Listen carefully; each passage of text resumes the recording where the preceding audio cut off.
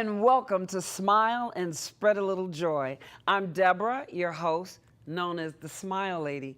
Here is where we support, motivate, invest, love, and educate our youth. And we like to bridge that gap between the elders and the youth. Every guest on my show has a smile to share, and I believe that we have to continue with the way the world is today to share our gift and share our smile. Because a child, if they don't see it, they feel they can't be it. And I really like to have people on that support the community, that motivates, they invest and give back, love and educate. I truly, and the people who refer people, no, I will not ask anybody if I don't feel they have something to share. So today I have a fabulous guest, and he's the author of 50 Ways of Letting Go. Now, I know you know I'm moving to Africa, and it's hard for me to let go of a lot of stuff, spiritually, physically, and everything. And guess what, y'all? I'm going to take this book, and it's so timely. I mean, God knows what to do. Letting go. Sometimes we hold on to stuff. Do you know I have the artwork that my 40-year-old daughter drew when she was in kindergarten? So not only the physical stuff, but the spiritual stuff, there's things that we hold on to. And I'm not in denial anymore. Now I'm releasing, and this is one of the reasons I have this amazing man on my show. It's hard to let go of the emotional stuff. Now, I got rid of all of the TVs and this, but sometimes we have to let that emotional baggage go. And I was about to take some of that to Africa. I said, no, I'm going to start clean. So you are so appropriate in this. I just love this, and I'll probably chew this thing up. Thank you. You'll see. Deborah, you weren't supposed to eat the book. You're supposed to read the book. Oh, I said, I thought I got it through. Now, so your support system in writing this and through your career, Right. Who was your support system? First of all, God, Yes. if I listen to her. Her. Give it to me. Give it to me. Okay. Second, my wife, if I listen to her. And then my church. And Yeah, we I go think to St. Mark's, huh? yeah, and then I think Westminster Counseling Center, Okay. where I work, Okay. which is a family kind of oriented community center. So. And you know, one thing I read, is when I was going for my master's in human development and social change, that the careers that are going to go skyrocket is the physical fitness coaches, your yoga and your spiritual leaders, your counselors, because in the world today, it seems like, people are needing that so much. We do. Your doctors, your spiritual coaches, and your physical fitness, because we're sitting down and remote control this and remote control And we're that. a media-saturated culture. Exactly. I mean, it's just coming at you, pow, pow, pow, pow. Yes, yes. And it's like, God, where are we ever going to need silence in there? Exactly. Silence is good. Learn that, Deborah. Hummina. Okay. Motivation. Your motivation to do that, you gave part of the answer, God, but is there any other personal influence or somebody that kind of motivated you into actually doing the shadow work for spiritual practitioners? I love this. Former Zen Buddhist monk and a spiritual-based psychotherapist. He is well-versed in the use of integrative methods of psychology that address body, as well as mind and heart to help spiritual practitioners of many faith traditions to plumb the depths of their inner experience. Now, I just noticed this today. I didn't notice this. We've been going to church together for a while. Right. That you wanted to be in solitude in the room by yourself. Right. While you were waiting. And I was like, wow, okay. And when I read this, I understand that. To God. Exactly. I understand it now. Or maybe I needed to listen to her. Okay. There you go. Yes, so I noticed that you kind of practice that and you're a calming force, because I've been with your wife and she is that. She is that vivacious, bubbly, yes. lively, and I'm quieter. Yes. I'm kind of introverted, which goes, sometimes we think that shy people are kind of left out of the culture because we're such an extroverted, noisy culture. Yes. But, we're really good listeners. Yes, and we need that. We need that. We need that. Yeah. I'm going to learn that from you. Let me go this. Let me give What? me your hands. Okay. Humana. Hum. Maybe some of it transferred to me right now. Well, you're an activist, you know? Now, the investing. I know we have gifts, but some people are selfish and they keep the gifts to themselves. How are you giving your gift back and using your gift in the community? You know, Well, I'm doing that at my counseling center. your counseling center, you do Yeah. that all free? No, it isn't all free. But we do have low-cost counseling. Okay, good. So we can offer that to people who Okay, you know, good. can't afford, because frankly, counseling is expensive. Yes. Oh, you know what, people? If you are not working your purpose, what is your purpose? You were born to smile. I just happen to call myself a smile lady. I realized that my gift is to share. So you continue to share your gift. What is it you love doing? So much you would do it even if you didn't get paid. Amen. That is your gift. You were born with that. And once the parents realize it, they nurture it. So that is good. So you give back, low-cost counseling. You share your smile. So, oh, another thing, y'all. When somebody says you have a beautiful smile, like this, you say you're welcome. You're welcome. I usually say thank you. No, you just gave them a gift. Oh. And when you give a person a gift, they say thank you. So there you go. So, see what I'm saying? When they give you that gift, you say thank you for that gift. Yeah. Now, the love. I know with the Buddhists and all of that, they kind of that spiritual humana love thing. I do that humana. Well, I'm more Christian now. Oh, you're more Christian Yeah, now. because love is really, the agape. love is what powers me.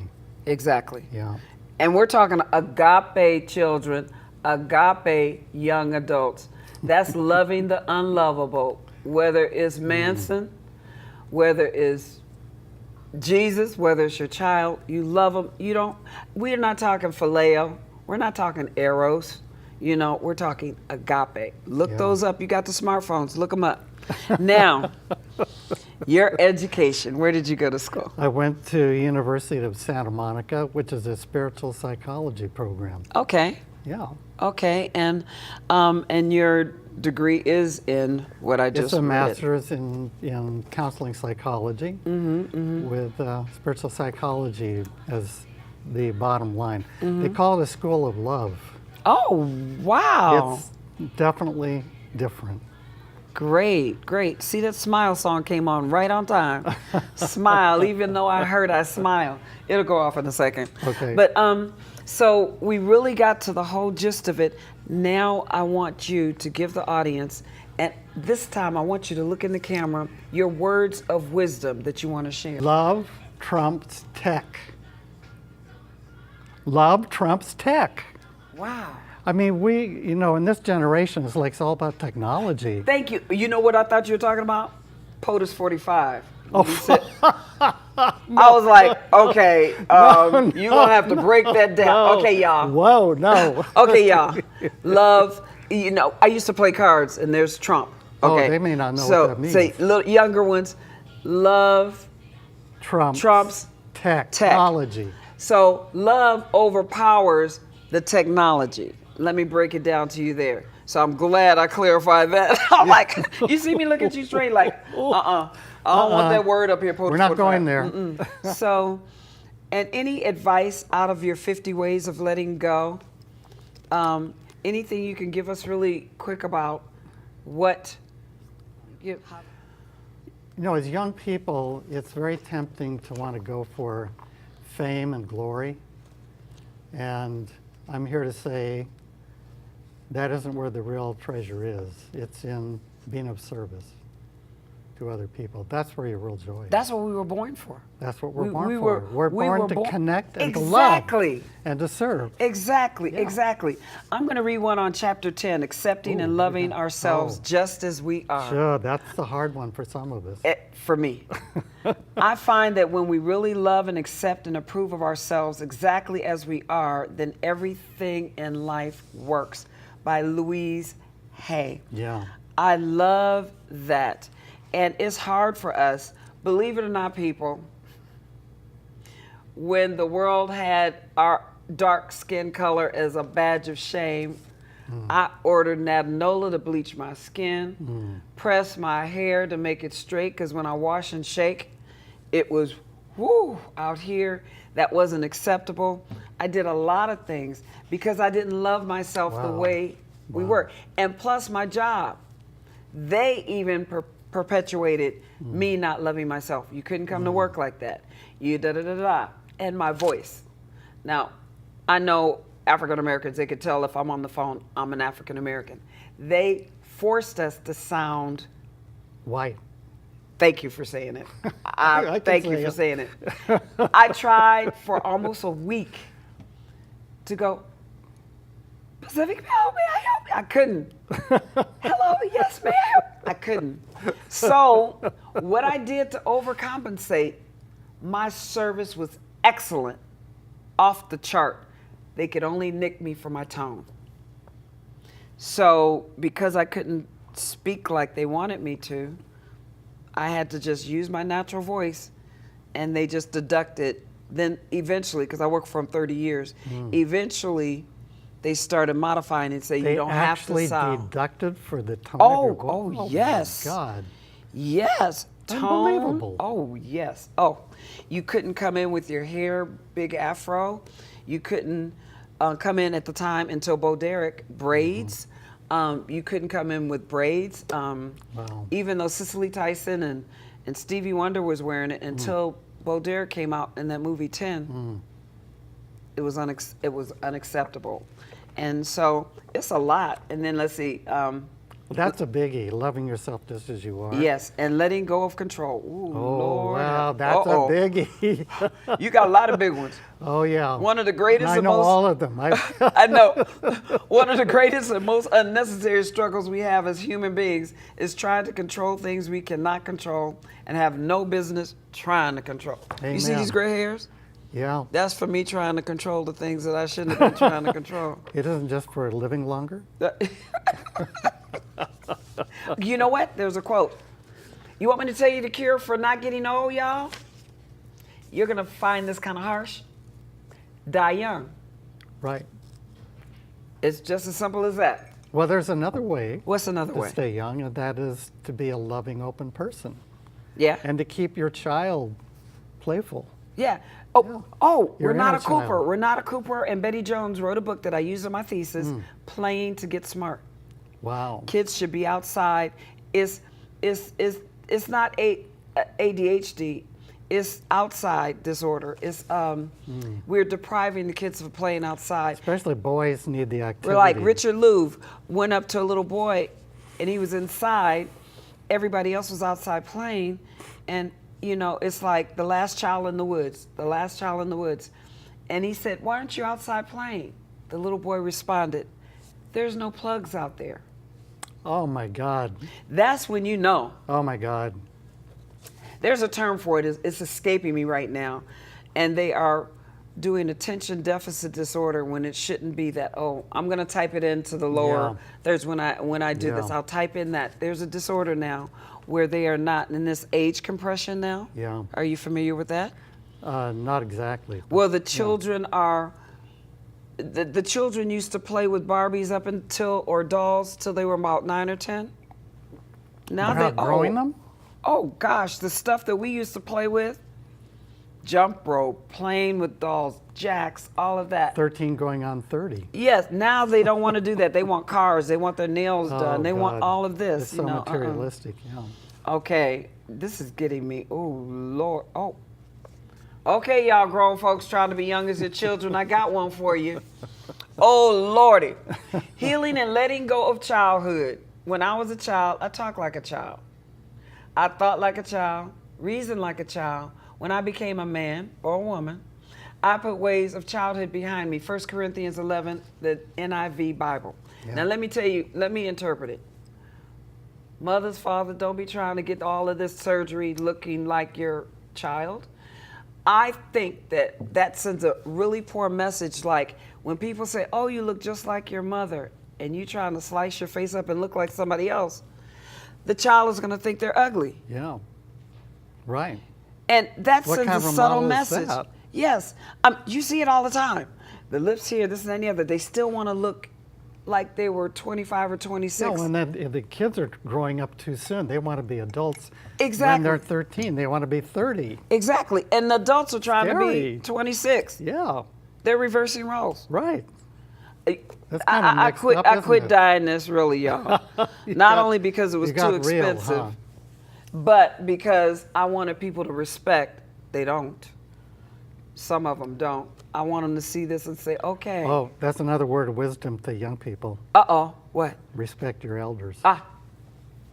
That's Tell a me paid, about it. That's a paid political commercial. Oh, and check this out. When I went to Africa, May, the full month of May, got back here June 1st, the full month of May, I was treated like royalty. Why? Because I was old people. That was the first place I Wow. wanted to be, because here, old is a, ooh, you're not old. You're there I wanted to be, because they don't have nursing homes. They Wow. take care of their elders. Wow. The only thing I had to do was wash my body. Everything else was taken because I'm old. You, Mama Azul, you old people, we take care of our elders. Wow. Shoot, I went out there, I'm old.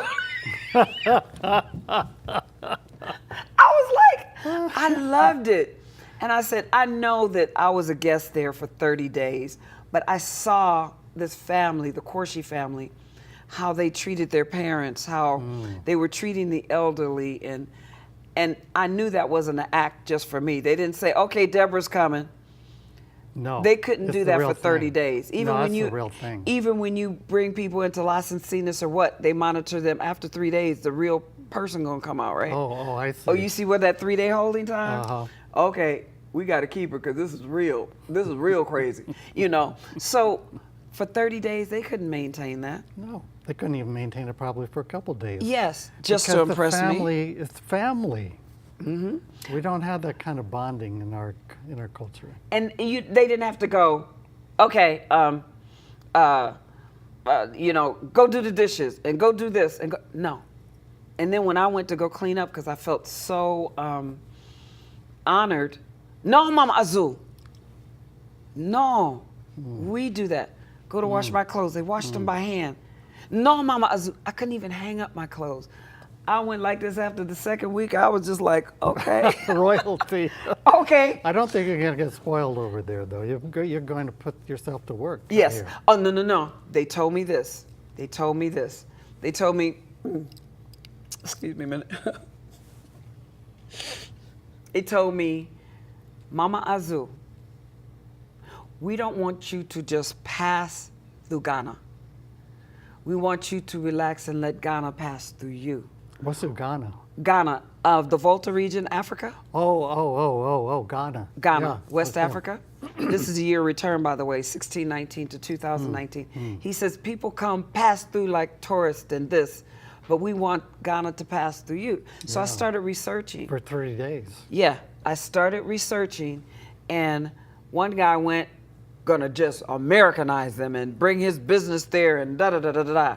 He said he went back home for a year, went back, and he studied and found out what Ghana needed, what Ghana wanted, instead of imposing what he thought went really well in Wow, America that's great. to them. So the first year or so, I'm gonna let Ghana pass through me. I'm gonna learn the language of the town I'm gonna move to, Ewe. I'm going to learn the money. I'm gonna work with the children. I'll just sit and observe, and then find out what God wants me to do for them. That's beautiful. And each time I go back, they want simple things like books and old phones that we're tossing away and stuff like that. So each time I come back, I want to fill my suitcase up with stuff for Well, them. I've got one for you. What's that? A phone. Oh, yes, they'll take it. You should see what they use. They had books there that was like 1973. They don't have laptops. Wow. They're writing on chalkboards. Wow. When they have assembly in one of the schools I went to, they take their desk, put it over their head, carry it out to the place under the trees. Then they take the desk back to the classroom Wow. because they didn't have an auditorium. And then it's outside with bricks to keep, I guess, the animals out. And it's outside. And then that's where they go. And then they take I said, and here our kids don't even want to walk to school. They have Yeah. to walk to school, Yeah. wear uniforms, carry their desks to wherever they're going to have the assembly. And I'm like, I was just, Yeah. yeah. Virus.org is with Sylvester and Desmond, two 19-year-olds who started this nonprofit 2007. And I just fell in love. I mean, I fell in love. It was, God could not have put me with a better These are organization two or family. Ghanaians? Or? Two Ghanaians. Wow. 19 years old. And Wow, 19 years old. They were 19. They're 31 now. Wow. 2007 is when they started Varus.org, V-A-R-A-S. I'm not going to try because I keep on messing up the acronym. But if you go there, we're working. I like to work with the Kente Project because that's where the original Kente cloth. This is mud cloth. This is not from Ghana, but the Kente cloth, this cloth, is from Ghana. Yeah. And then the Esanam, she's a 16-year-old with facial tumors, and she had to drop out of school because the kids were scared of her. I like that project. She's on her 3rd surgery now. Yeah, Wow. so we're gonna be right back after this, okay? Right back. Never give up on yourself, 'cause there is no one else to ever be the way you are. Okay, welcome back. Welcome back, and I hope you enjoyed.